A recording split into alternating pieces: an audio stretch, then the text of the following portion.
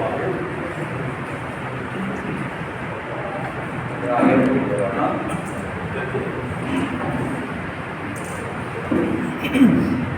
हम लोगों के बीच में भारतीय जनता पार्टी जिला मोर्चा की राष्ट्रीय उपाध्यक्ष श्रीमती रेखा गुप्ता जी हमारे बीच में हैं।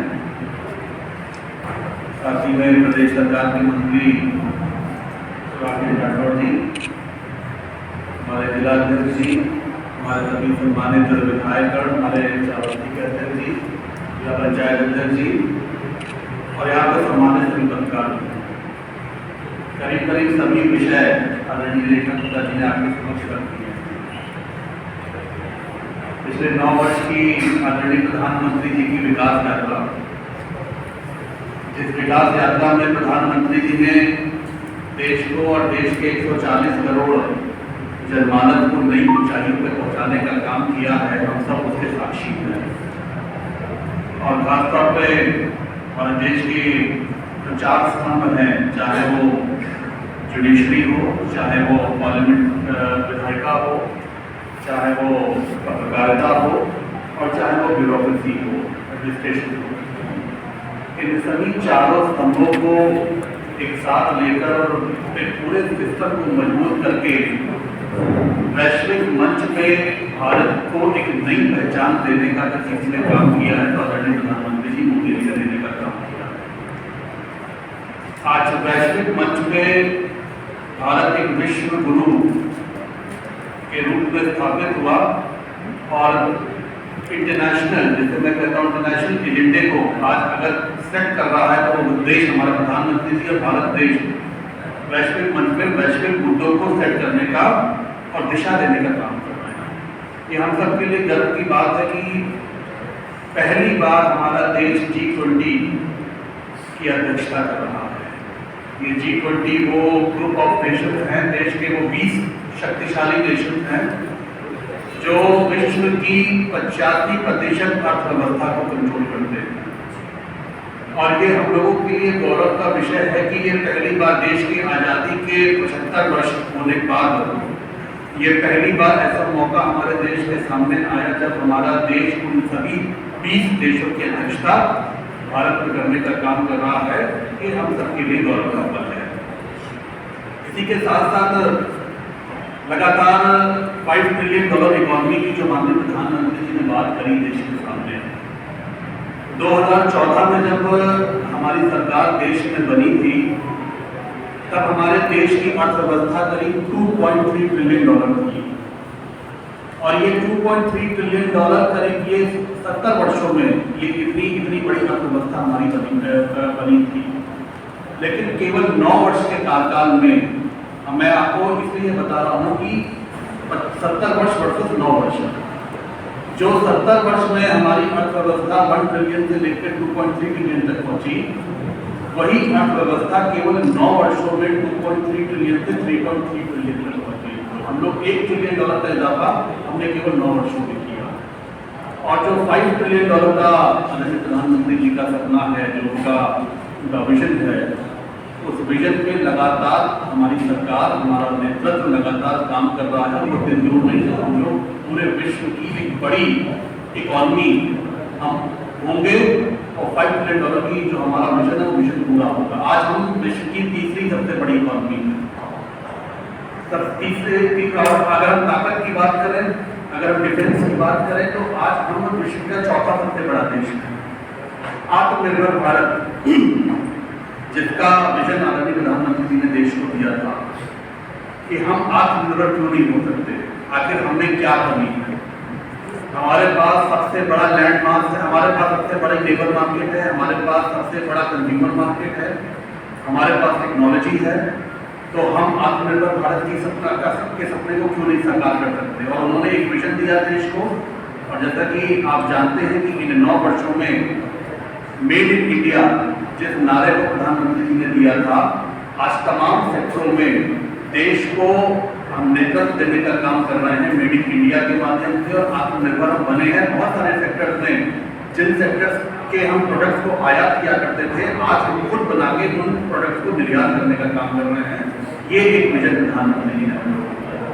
साथ ही साथ इंफ्रास्ट्रक्चर का, अगर इंफ्रास्ट्रक्चर की बात करूँ, अगर मैं सर्विस सेक्टर की बात करूँ, अगर मैं मैन्युफैक्चरिंग सेक्टर की बात करूँ, अगर मैं एग्रीकल्चर सेक्टर की बात करूँ, तो आज हर फील्ड में इन 9 वर्षों में लगातार वृद्धि होती चली आई है।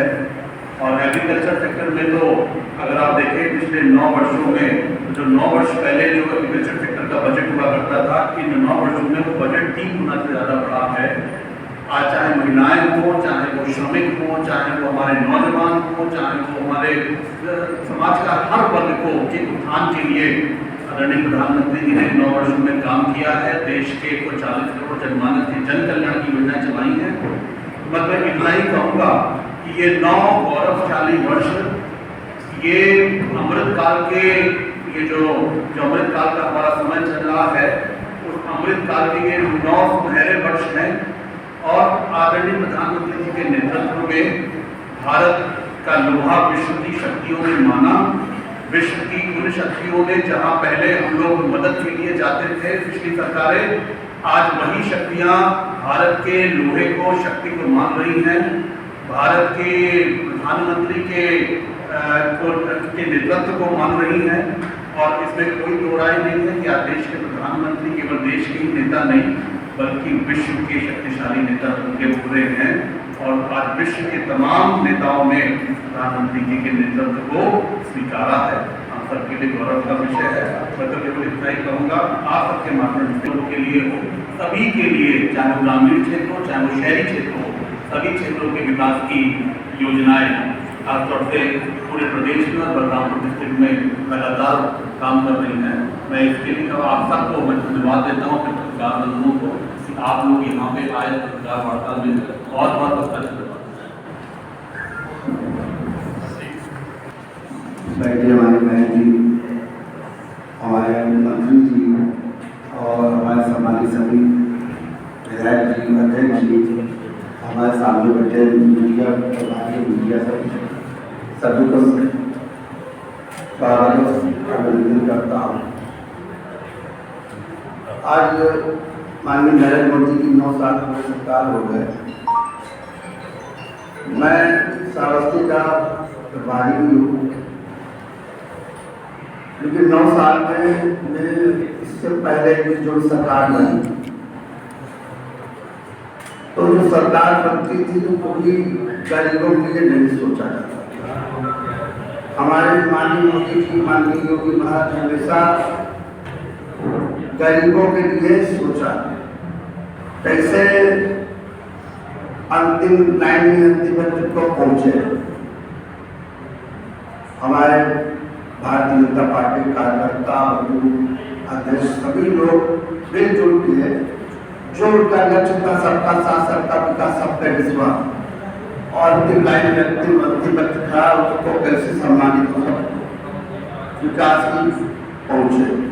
मैं लोगों के साथ कहना चाहता हूँ कि जो भारतीय जनता पार्टी में सोच है, वो सोच पर मैं खुद खड़ा हूँ कि मैंने जिंदगी में कभी सोचा नहीं था कि स्कूटर बनाता था।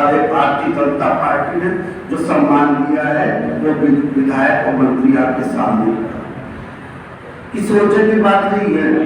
जो मन में वो भारतीय जनता पार्टी की सोच होती है, एजेंडा होता है, वो जमीन पर कैसे उतारा जाए, वो उतारते अकेले जो उतरते।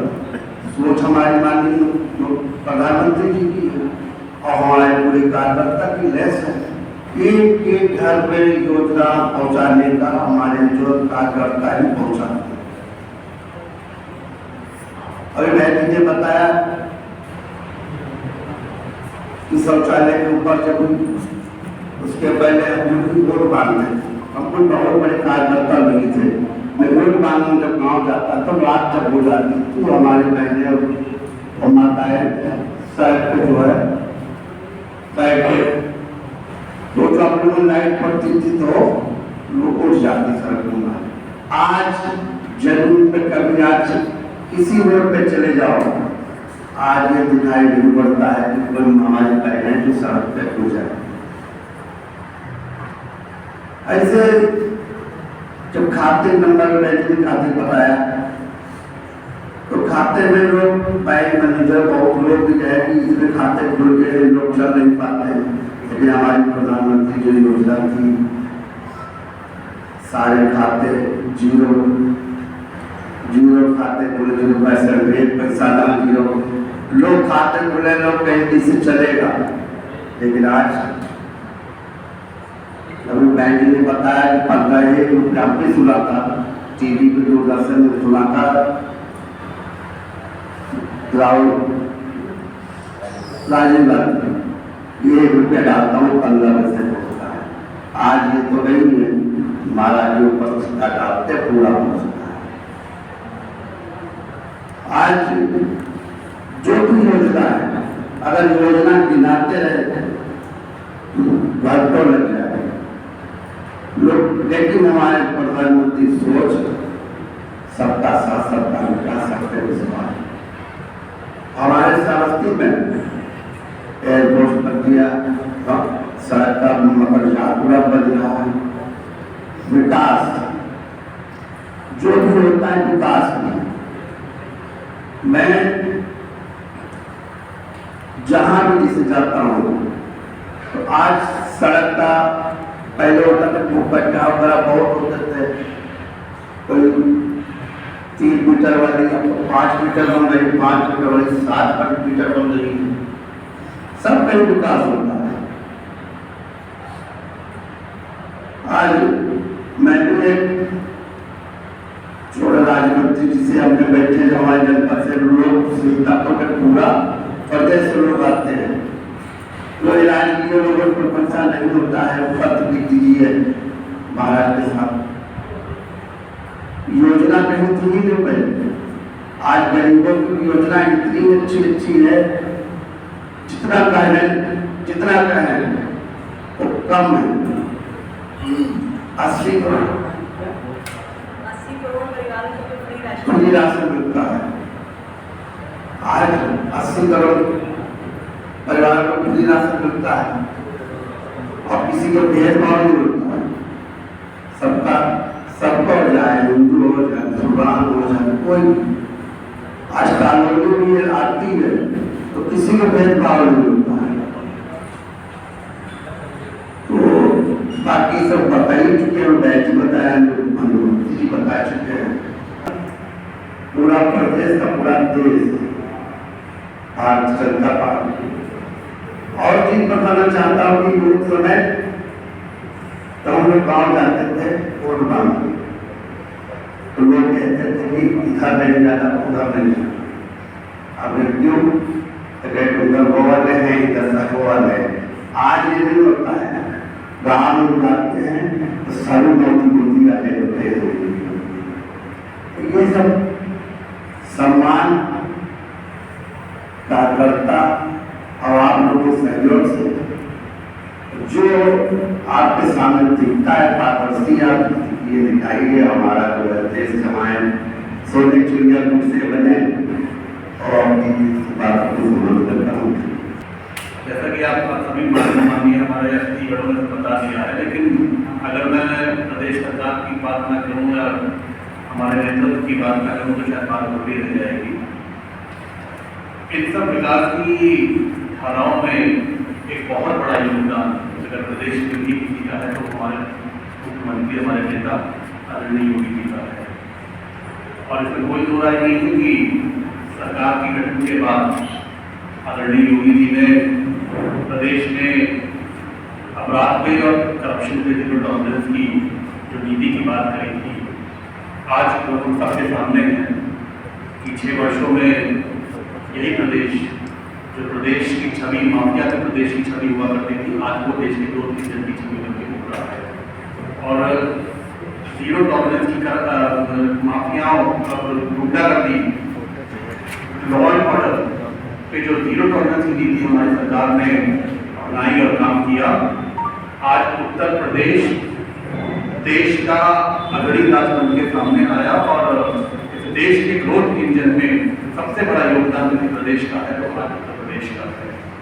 इसी के साथ साथ 1 डिस्ट्रिक्ट 1 मेडिकल कॉलेज की भी जो मिशन दिया आदरणीय प्रधानमंत्री जी ने, उसको साकार करने का काम हमारे प्रदेश के मुख्यमंत्री जी ने किया। जो आज का डिस्ट्रिक्ट में मेडिकल कॉलेजेस खोलने का काम हुआ, वन डिस्ट्रिक्ट वन प्रोडक्ट का विजन अगर दिया तो कदाचित आदरणीय मुख्यमंत्री जी ने देने का काम किया। पहले तो समाजवादी पार्टी की सरकार में वन डिस्ट्रिक्ट वन माफिया का एक एजेंडा स्थापित किया था सपा ने, लेकिन भारतीय जनता पार्टी की सरकार ने वन डिस्ट्रिक्ट वन प्रोडक्ट का एजेंडा स्थापित किया और आज ये पूरे विश्व में धूम मचा रहा है। पूरे विश्व के लोगों ने आज ओडीओपी की सराहना करी है प्रदेश में। और इसी के साथ साथ जो हमारे आस्था के विषय हैं, उन विषयों को भी, चाहे वो अयोध्या हो चाहे वो काशी हो, आज जो हमारे आस्था के विषय हैं उनको भी एक रूप में हम सबके सामने देने का काम अगर हमारी सरकार ने किया है, ये सब ईश्वर की कृपा है, ईश्वर का आशीर्वाद है। और मैं आज प्रेस कॉन्फ्रेंस के खत्म होने के पहले सब इतना ही कहूँगा कि हम सब पे ईश्वर की कृपा रहा। जो हमारा नेतृत्व है, आदरणीय मोदी जी योगी जी के नेतृत्व है, वो हम सबको ऐसे ही दिशा देता रहे। बहुत बहुत धन्यवाद। मेरी एक सजेशन है तो उस पर भी चर्चा की जाए तो अच्छा हो। अभी एक बहुत भीषण एक्सीडेंट हुआ है उड़ीसा। हम आपसे खाली आप लोगों से सभी से ये जानना चाहेंगे कि आप उस घटना के हफ्ते पूरे होने वाले हैं, आप उस पर किसको दोषी कराते हैं? अभी जो उड़ीसा का घटना हुआ उससे सर्वविदित हो, बलरामपुर का घटना नहीं, और हमें लगता है इससे बड़ा कोई घटना अब तक सुने कराने वाले हम कोई नहीं, ठीक है, वो तो प्रथम दृष्टिया काम करेगी, जो जांच एजेंसी काम करेगी वो बिल्कुल निश्चित रूप में किसी भी कारण से जो दुर्घटना हुई है वो खोजी जाएगी और जो व्यक्ति जिसको उसमें लापरवाही हुई है वो भी ध्यान में आएगा। तो हम कोई एजेंसी नहीं है, परंतु हर दुर्घटना व्यक्ति को सिखा के जाती है कि भविष्य में ऐसी दुर्घटनाएं ना हो। तो जो भी कमी उसमें रही होगी भविष्य में उस पर ध्यान रखा जाए और इस पूरे सिस्टम को और ज़्यादा पुख्ता बनाया जाए। मुझे लगता है कि ये दुर्घटना भी इसी तरीके की एक सीख देके जाती है। धन्यवाद। कांग्रेस पार्टी इस्तीफा मांग रही है आपके रेलवे मिनिस्टर का। यदि कि जब आम पार्टी के तरफ एक्सीडेंट हुआ था तो उन्होंने रिजाइन किया था, पहले तो रिजाइन से पहले ये बड़ी घटना है तो रिजाइन करना। मुझे लगता है कि वो पूरा का पूरा अपना कार्यकाल देखें और उसमें जितनी दुर्घटनाएं हैं और उसका भी एजेंडा बनाएंगे तो पता नहीं कितना इस्तीफे देना पड़ेगा। व्यवस्थाएं देख लें, कोई रेल मंत्री जी के कारण से कुछ हुआ ऐसा नहीं है ना।